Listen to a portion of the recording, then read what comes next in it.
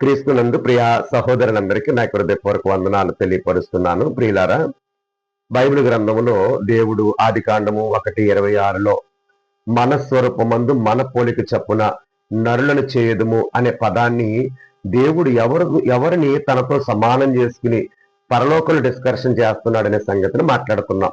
దేవదూతలతో కాదు, ఎందుకంటే దేవదూతల యొక్క స్వరూపం వేరు, మన యొక్క స్వరూపం వేరు. అంతేకాదు, దేవదూతలు దేవునితో సమానం ఎప్పటికీ కాదు.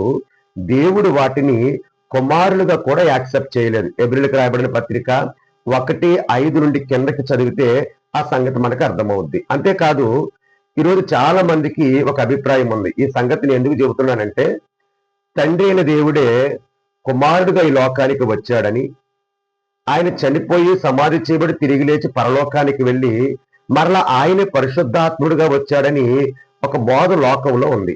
వాస్తవానికి బైబిల్ గ్రంథం అనేది దానికి యాక్సెప్టెడ్ కాదు. ఎందుకంటే దాన్ని బైబిల్ అంగీకరించదు.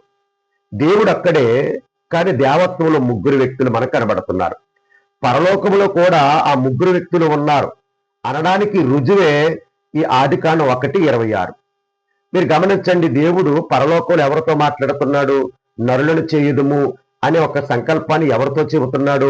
ఎవరు ఆయనకి సమానమని అంటే, ఫిలిప్పీలకు రాయబడిన పత్రిక 2:6 అంటాడు, ఆయన దేవుని స్వరూపము కలిగిన వాడయుండి దేవునితో సమానముగా ఉండుట విడిచిపెట్టకూడని భాగ్యమని ఎంచుకొనలేదు.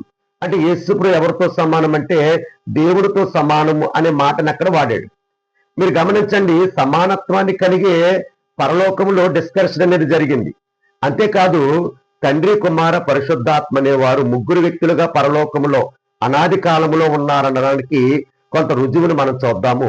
యోహాను సువార్త 17:5 యేసు ప్రభు ప్రార్థన చేస్తూ అంటున్నాడు, తండ్రి, ఈ లోకము పుట్టక మునుపు నీ యొద్ద నాకు ఏ మహిమ ఉండెనో ఆ మహిమతో నన్ను ఇప్పుడు నీ యొద్ద మహిమపరచు.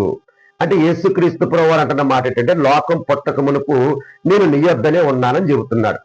అంతేకాదు, యేసుప్రభుని వాక్య రూపి అంటాం కదా, ఆది యందు వాక్యం ఉండెను, వాక్యము దేవుని యొద్ద ఉండెను. అంటే వాక్య రూపైన క్రీస్తు దేవుని యొద్ద ఉన్నాడని అర్థమవుతుంది.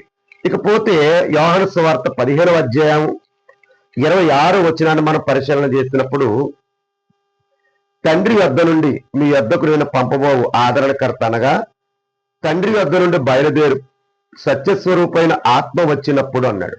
అంటే ఆత్మ కూడా తండ్రి యొద్ద నుండి బయలుదేరి ఈ లోకానికి వచ్చిందనే సంగతి అర్థమవుతుంది. కాబట్టి తండ్రి, కుమార, పరిశుద్ధాత్మలు నిత్యత్వంలో ముగ్గురుగా ఉన్నారు.